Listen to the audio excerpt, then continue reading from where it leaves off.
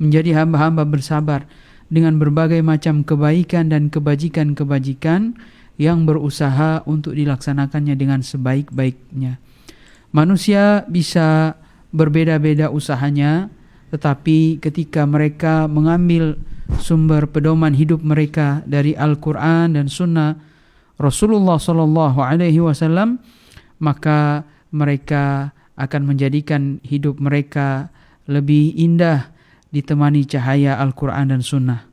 Pada pembahasan kita pada pertemuan ini, pada sesi bagian pertama, Al-Aslus Sadis, kita akan berusaha membacakan matan yang terakhir dari landasan hidup yang keenam yang ditulis oleh Syekh Muhammad At-Tamimi rahimahullahu ta'ala. Beliau mengatakan, Raddus syubuhati allati wada'a syaitan fi tarkil Qur'ani wa sunnah. Di sini Syekh menulis tentang sebuah ungkapan. Kita sudah tahu Al-Quran dan Sunnah itu adalah pedoman hidup manusia. Dia adalah cahaya yang menerangi kegelapan manusia menuju kepada cahaya terang benderang, di mana Allah Subhanahu wa taala mencintai dan mensyariatkannya. Pada pembahasan yang keenam ini, Syekh rahimahullahu taala beliau mengatakan raddus syubhati, membantah syubhat allati wada'aha syaitanu, di mana syubhat ini diletakkan sendiri oleh syaitan, yang syaitan itu telah bersumpah dari semenjak Nabi Adam alaihissalam sampai hari kiamat bahwa dia akan berusaha menyesatkan manusia. Fitarkil Qur'ani wa sunnah, meninggalkan Quran dan sunnah. Kemudian apalagi godaan syaitan yang dia letakkan, yang dia idam-idamkan menghiasi manusia-manusia yang tidak mau mengambil Al-Quran dan sunnah, yaitu wattiba'ul ara wal ahwa, awattiba'il ara wal ahwa, mengikuti al-ara, pendapat-pendapat, wal ahwa, hawa nafsu, pemikiran-pemikiran. Ketika Al-Quran dan Sunnah ditinggalkan, pemikiran siapa, hawa nafsu siapa yang dipakai? Maka hawa nafsu syaitan, hawa nafsu orang-orang yang mengikuti hawa nafsunya, al-mutafarriqati al-mukhtalifah, yang bermacam-macam, yang berbeda-beda. Kenapa bisa berpecah belah? Kenapa bisa bermacam-macam? Kenapa bisa berbeda-beda? Karena sumbernya dari pemikiran manusia yang berbeda-beda. Punya keinginan, punya tendensi, punya udang di balik batu, rahasia-rahasia, sehingga semuanya tidak berada di atas kesatuan yang sebagaimana landasan-landasan yang kita pelajari sebelumnya itu mengajak kepada persatuan. Wahya annal Qur'ana wa sunnata la ya'rifuhuma illa al-mujtahid al-mutlaq. Bahwa Al-Quran Sunnah itu tidak ada yang mengetahuinya kecuali al-mujtahid, kecuali mujtahid mutlak yang menguasai, yang hafal Quran, kemudian menguasai sekian hadis Nabi SAW, menguasai ilmu-ilmu alat semuanya. Kata mereka, syubhat itu tidak mungkinlah kita belajar dari Al-Quran dan Sunnah secara langsung. Padahal kita tahu bahwa Al-Quran dan Sunnah ada yang jelas, seterang benderang. Orang awam sekalipun tahu. Di surga itu ada sungai-sungai mengalir. Apakah butuh penjelasan? Sungai mengalir, semua orang paham. Hanya saja kita tahu sama nama, berbeda hakikat. Dilarang kalian berzina, zina itu sudah tahu. Dilarang kalian minum khamr, jelas ayatnya. Apa butuh penjelasan yang lain? Karena kebanyakan Al-Quran adalah muhkam, semuanya jelas bagi manusia, bagi orang-orang yang memahami Al-Quran dan Sunnah Rasulullah SAW. Hanya ada sedikit dari ilmu dari Al-Quran dan Sunnah itu yang butuh penjabaran dan perincian. Nah, ini butuh kepada para ulama untuk menjelaskan perinciannya, untuk menjelaskan maksud ayat ini, maksud hadis ini, karena tidak dipahami orang, tidak dipahami semua orang. Tetapi secara umum Al-Quran dan Sunnah diturunkan untuk manusia, untuk mengambil pelajaran darinya menuju kepada kehidupan yang lebih baik. Semuanya paham, banyak yang paham.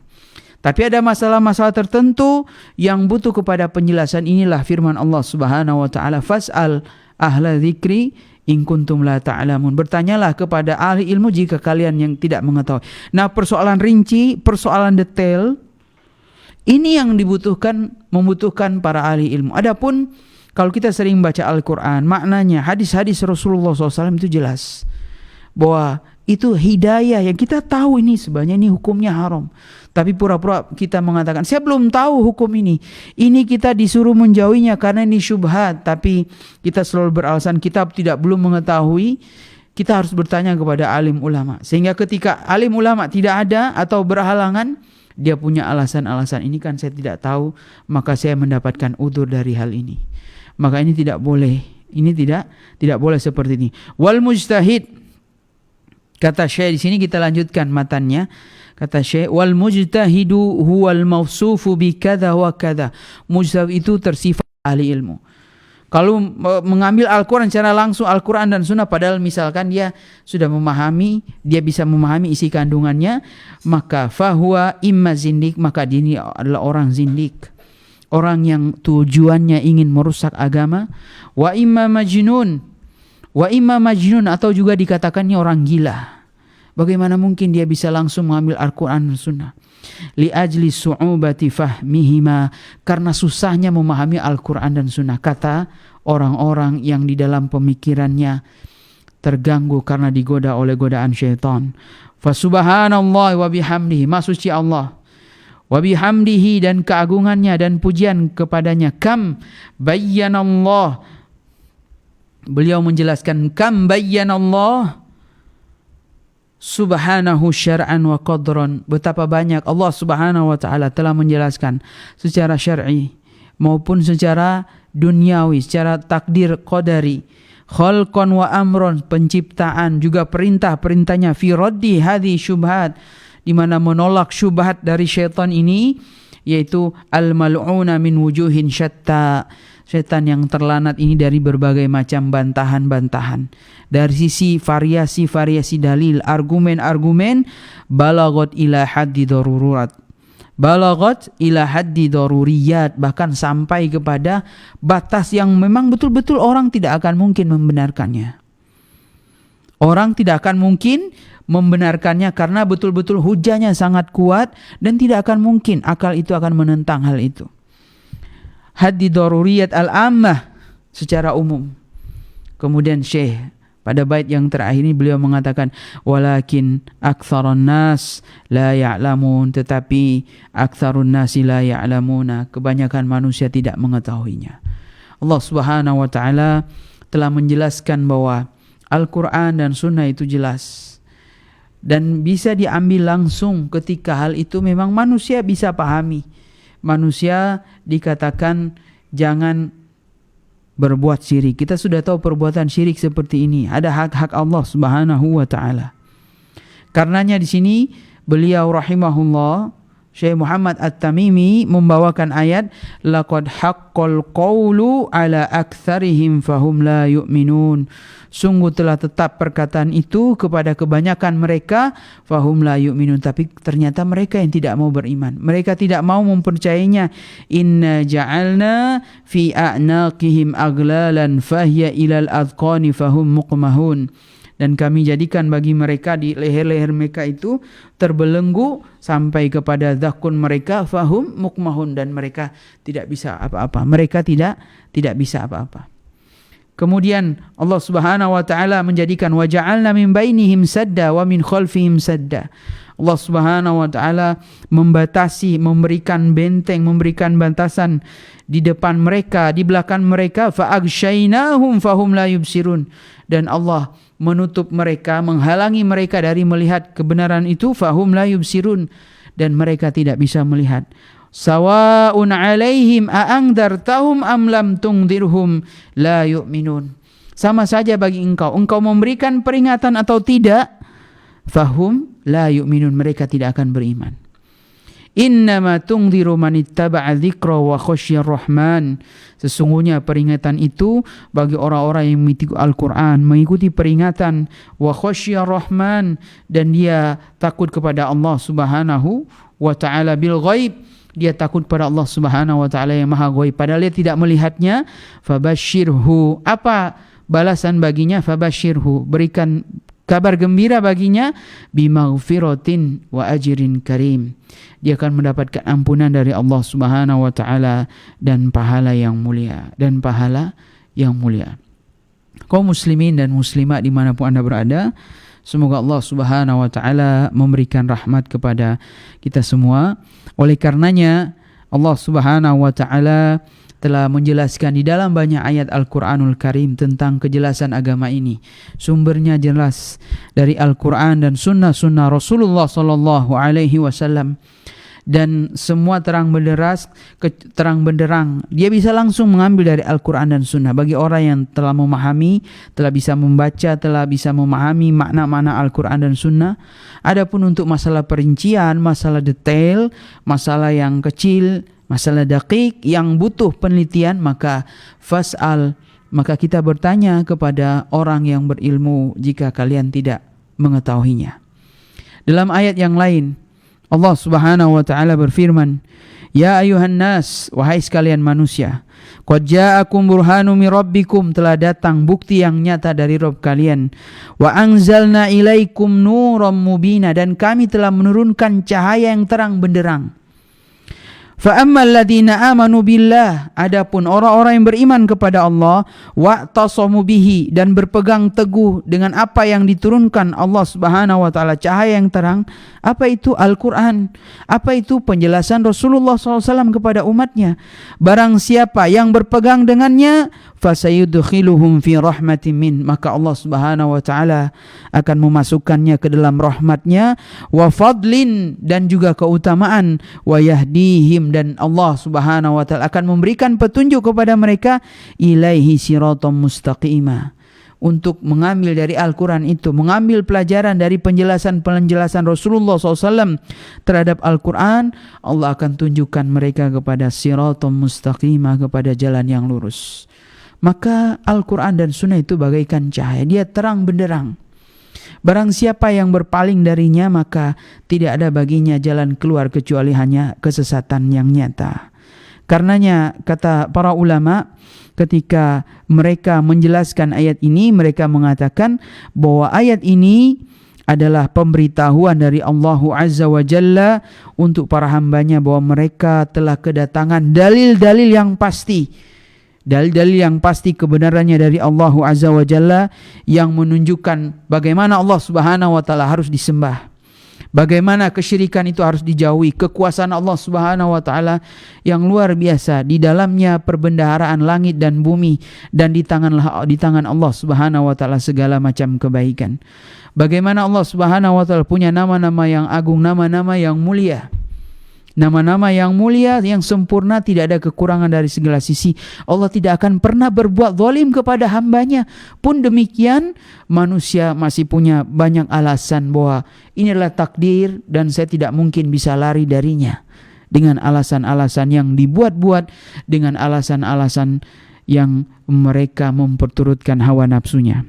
Karenanya dalam ayat tersebut yang kami bacakan tadi terdapat pelajaran yang penting, yaitu pemberitahuan dari Allah Azza wa Jalla bahwa dia telah menurunkan kepada hamba-hambanya cahaya yang terang benderang berupa Al-Quranul Karim. Kemudian apa yang diturunkan kepada Rasulullah SAW berupa penjelasan-penjelasan yang nyata dari sunnah-sunnah beliau yang menjelaskan kandungan-kandungan umum dari ayat Al-Quranul Karim. Rasulullah SAW yang membawa mukjizat yang mulia itu, mukjizat teragung itu kepada umat manusia agar mereka bisa menuju kepada jalan terang benderang dan meninggalkan kezaliman dan kegelapan. Karenanya kata para ulama, Allah Azza wa Jalla menamakan kitab itu diturunkan sebagai cahaya karena apa rahasianya? Karena kitab itu menerangi jalan yang bisa menghantarkan para hamba untuk meraih kebaikan dan keberuntungan di akhirat. Di antara ayat yang lain, Allah Subhanahu wa taala juga mengatakan, "Fa'aminu billahi wa rasulihi wan nuril ladzi anzalna." Berimanlah kepada Allah, berimanlah kepada Rasulnya, wan nur, dan Alkitab, Al-Quran alladzi anzalna, di mana kami telah menurunkannya. Allah Subhanahu wa taala juga berfirman, "Wa kadzalika auhayna ilaika ruham min amrina." Dan demikianlah kami wahyukan kepadamu wahyu Al-Quran dengan perintah kami. Ma kunta tadri mal kitab walal iman walakin ja'alna nuran nahdi bihi man nasha' min ibadina. Kami sebelumnya, kamu tidaklah mengetahui apa itu Al-Quran dan tidak mengetahui apa iman itu. Sebelum datang petunjuk, sebelum datang cahaya dari Allah Subhanahu wa taala, kalian tidak mengetahui apa itu Al-Quran, apa itu iman, tetapi Allah menjadikan Al-Quran itu, Alkitab itu sebagai cahaya, dan Allah memberikan cahaya, memberikan petunjuk bagi orang yang dikehendakinya dari para hamba-hambanya yang terpilih. Dan banyak lagi ayat-ayat yang lainnya yang menjelaskan bahwa Al-Quran dan Sunnah itu adalah cahaya penerang bagi umat. Nah, ketika manusia, kaum muslimin dan muslimat, ikhwan wal akhwat barakallahu fikum, mencari selain cahaya, maka kita lihat apa yang terjadi, kegelapan yang akan menyertainya. Senantiasa dalam hidupnya, dalam berbagai macam aktivitas, dalam berbagai macam aspek kehidupan, dia akan tersesat karena dia tidak bisa menerangi itu. Makanya kata para manusia, kata para ahli ilmu, manusia walaupun memiliki akal yang sempurna, tapi memiliki akal yang sempurna, kata para ulama, akal itu pun hanya seperti mata. Dia tidak bisa melihat di dalam kegelapan. Kapan dia bisa mendapatkan petunjuk? Ketika cahaya itu ada, maka dia bisa melihat petunjuk. Mana jalan yang benar, mana lubang-lubang yang mengantarkan kepada jurang kebinasaan, mana duri, mana yang tajam, dia bisa selamat dari itu semua. Dan itu adalah taufik dari Allah Subhanahu wa ta'ala. Maka hati-hati dengan syubhat-syubhat syaitan yang mengatakan jangan mengambil Al-Quran dan Sunnah, langsung nanti engkau bisa jadi zindik, engkau bisa mengikuti syaitan. Tidak demikian, tetapi ada yang jelas maka kita ambil, ada yang perincian yang samar, bertanyalah kepada ahli ilmu. Semoga Allah Subhanahu wa taala memberikan taufik kepada Anda semua. Barakallahu fikum ajma'in. Semoga Allah Subhanahu wa taala memberikan kita pemahaman yang baik dan menunjukkan kita kepada jalan yang lurus. Al-haqqu ahaqqa an yuttaba'a bi, kebenaran itu lebih berhak untuk diikuti. Wa sallallahu wasallam ala nabiyyina Muhammad wa ala alihi wa ashabihi wasallam. Subhana rabbika rabbil izzati amma yasifun wa salamun alal mursalin walhamdulillahi rabbil alamin.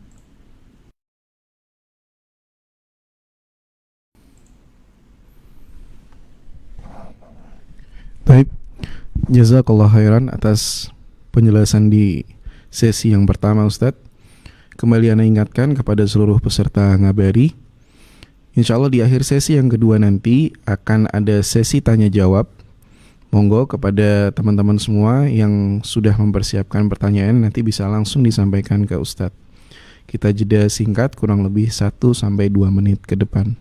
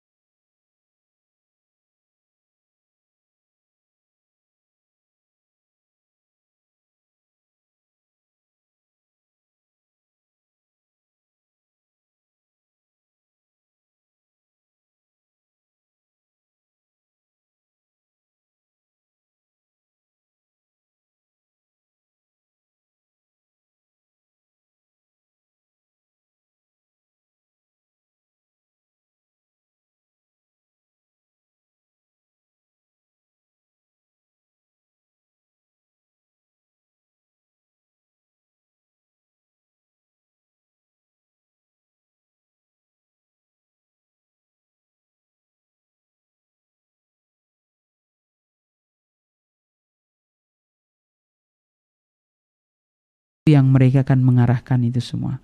Maka belajar dari mana dulu? Belajar dari ilmu yang wajib, fardu ain. Jangan pindah ke masalah yang sunnah, kecuali fardu ain kita telah mengetahuinya dengan baik.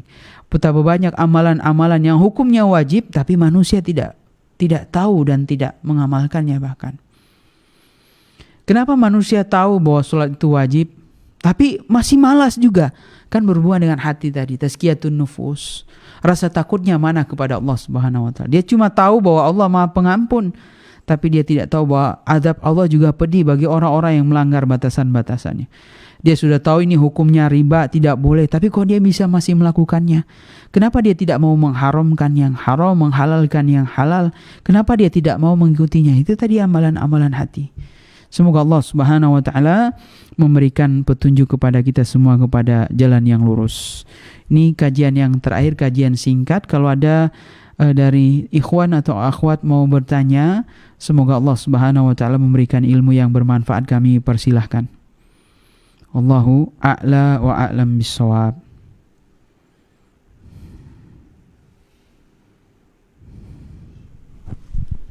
Baik, jazakallah khairan kepada Ustadz Fadli Gugul yang telah menyampaikan materi di sesi yang kedua. Monggo kepada peserta sekalian, apabila ada pertanyaan bisa langsung disampaikan ke beliau. Khusus untuk hari ini kita batasi 3 pertanyaan saja nggih. Jadi nanti sebelum ditutup ada informasi yang akan Ana sampaikan berkaitan dengan pertemuan di pekan yang akan datang. Monggo apabila ada pertanyaan bisa langsung disampaikan di kolom chat.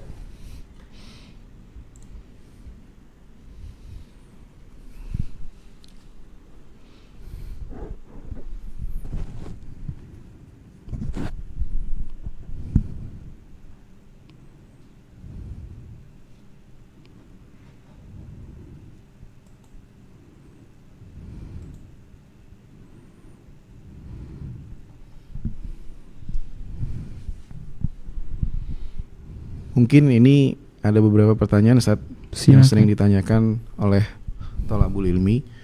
Sebenarnya bagaimana penjelasan ketika ulama menyampaikan pelajari dulu adab sebelum mempelajari ilmu. Apakah yang dimaksud kita belajar adab dulu, setelah adab kita kuasai baru mempelajari ilmu, atau berbarengan, atau seperti apa? Taib.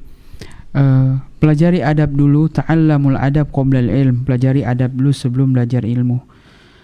Sebenarnya yang dimaksud para ulama, adab di situ adalah akhlak yang mulia dan dia adalah bagian dari ilmu. Maka pelajari adab dulu sebelum ilmu. Maka adab di situ adalah ilmu secara khusus, ilmu tentang bagaimana cara memperoleh ilmu, bagaimana cara menghormati guru, karena dia sedang menuntut ilmu. Kalau dia tidak pelajari adab ini, gurunya tidak suka, ya dia tidak akan mengharamkan ilmu darinya. Kamu jangan belajar dari saya. Kamu tidak boleh mempelajari pelajaran ini dulu misalkan. Maka itu, jadi adab yang dimaksud adalah bagian dari ilmu itu sendiri. Karena ada adab-adab terdahulu orang-orang jahiliyah sebelum datang Islam. Bagaimana memuliakan tamu, bagaimana mereka memuliakan para tamu misalkan. Itulah adab yang mulia dan ditetapkan dari Islam. Tapi ketika para ulama mengatakan belajar adab dulu sebelum engkau belajar ilmu, artinya bagaimana cara engkau memuliakan ilmu itu sendiri. Karena jangan sampai bahwa kita belajar ilmu tapi kita tidak tahu cara memuliakan ilmu sehingga sia-sia. Bahkan orang yang membawa ilmu itu sendiri atau menuntut ilmu atau pelajar, ketika dia tidak mempelajari adab, orang-orang akan melihat dirinya sebagai sebuah pembanding, sebagai sebuah standar. Ini sudah belajar kok adabnya nggak bagus, sehingga yang tercera ilmunya. Kemudian orang-orang juga akan menjauh ilmu. Buat apa sih belajar ilmu, toh sana juga tidak berubah akhlaknya, adabnya tidak ada. Secara itu, maka kata para ulama, adab itu maknanya lebih khusus dari akhlak. Atau adab itu dengan kata lain sama dengan akhlak yang mulia. Maka sebelum kita pelajari ilmu, persiapkan bagaimana cara menjadi pelajar yang baik, bagaimana memuliakan seorang guru, bagaimana memuliakan pelajaran, bagaimana memuliakan majelis. tempat belajar ilmu. Apa yang harus kita lakukan pertama kali? Ini semacam muqaddimah, pembukaan petunjuk-petunjuk sebelum memasuki pintu ilmu yang besar, cakupan yang lebih luas. Demikian penjelasannya. Jadi bukan maksud seolah-olah adab yang lebih tinggi, tidak.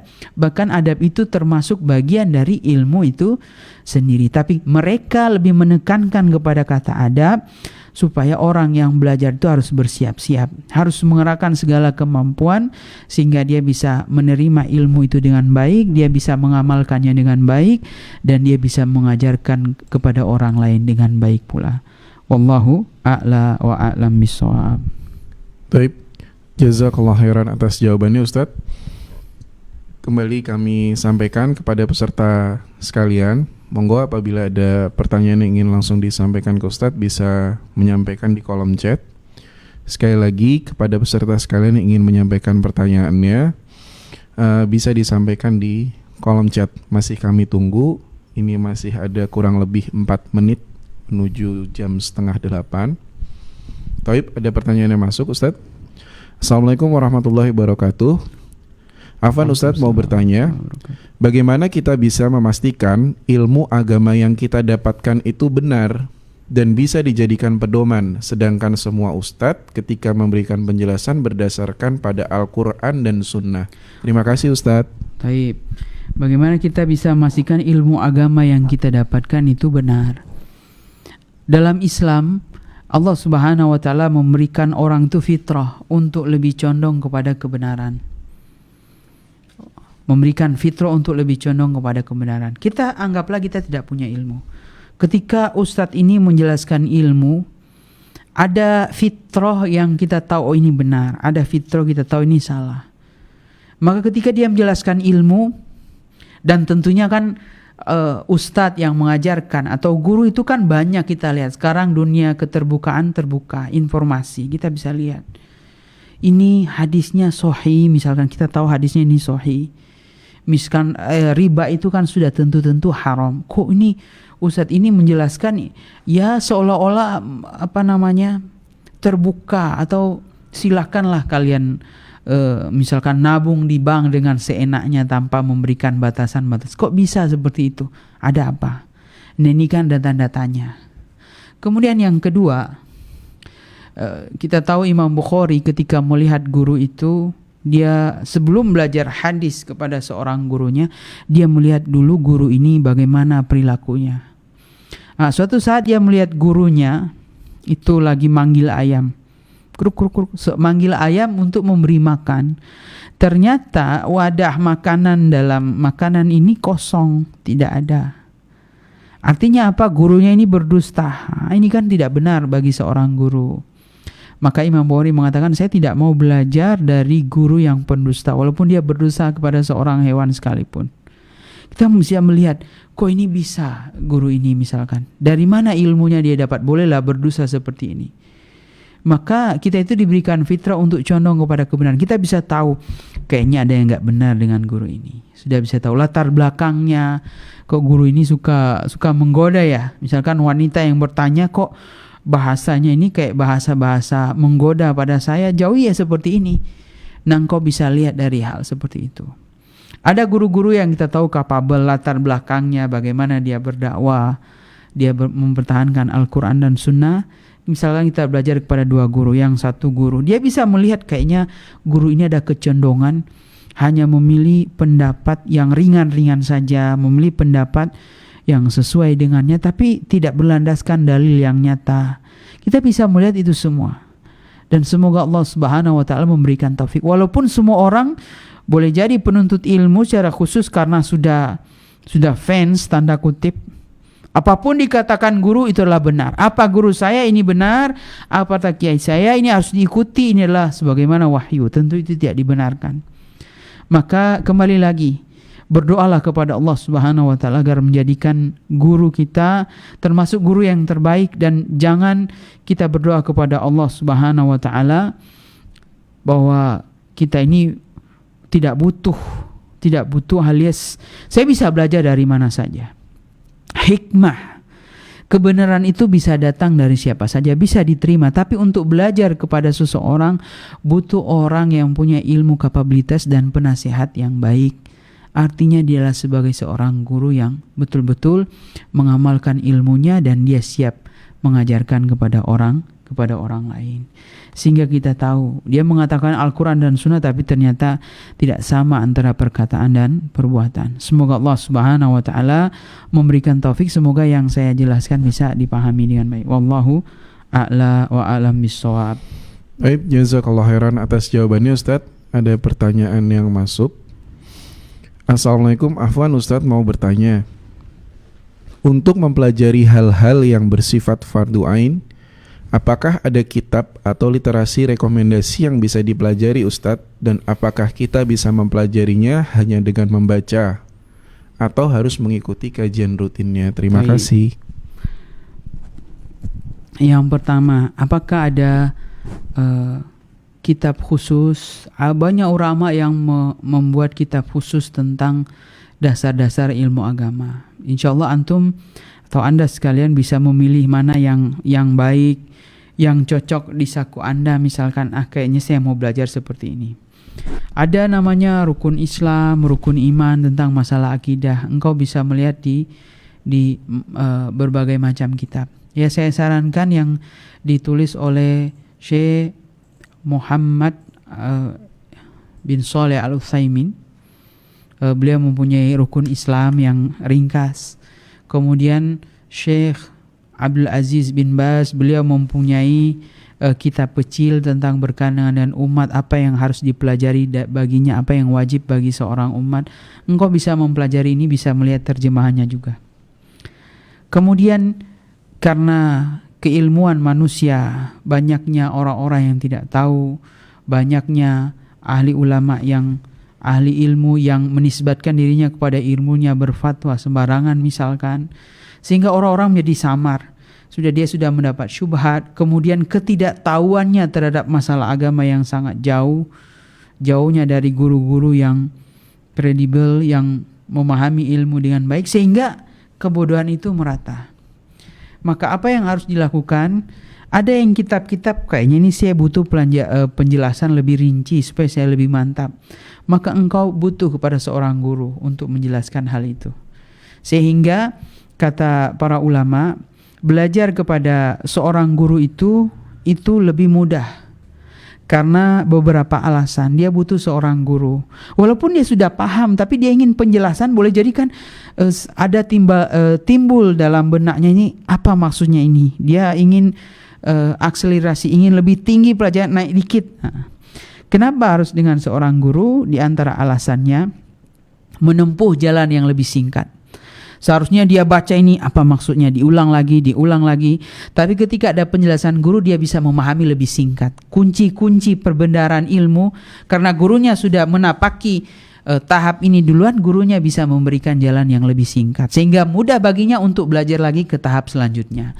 Baca kitab selanjutnya, baca buku yang lain lagi. Alasan kedua, lebih cepat dan lebih banyak dalam memahami sesuatu. Beda dong kalau ada 2 orang yang baca ketimbang 1 orang yang baca. 2 orang yang baca mereka bisa memberikan masukan. Tapi kalau sendiri tidak ada yang, boleh jadi dia salah memahami, tidak ada yang membenarkan. Nah, ini pentingnya seorang guru. Kemudian alasan ketiga, terjalin hubungan batin antara penuntut ilmu dan orang-orang yang berilmu yang lebih dulu telah masuk ke dunia ini. Sudah kenyang asam garam menuntut ilmu, sehingga mereka bisa mengarahkan ke jalan-jalan yang lebih terbaik. Mereka bisa boleh jadi nggak sama jalannya, tapi dia bisa mengarahkan yang cocok untuk Anda ini, pelajari dulu ini, dan itu adalah lebih mudah. Dan itu membuat engkau tidak susah, sehingga tidak gampang patah semangat, tidak mudah putus asa, dan seterusnya. Berbagai macam halangan dan rintangan akan menjadi mudah karena banyak orang yang merasakan juga seperti itu. Semoga Allah Subhanahu wa taala memberikan taufik. Wallahu taala a'la wa a'lam bishawab.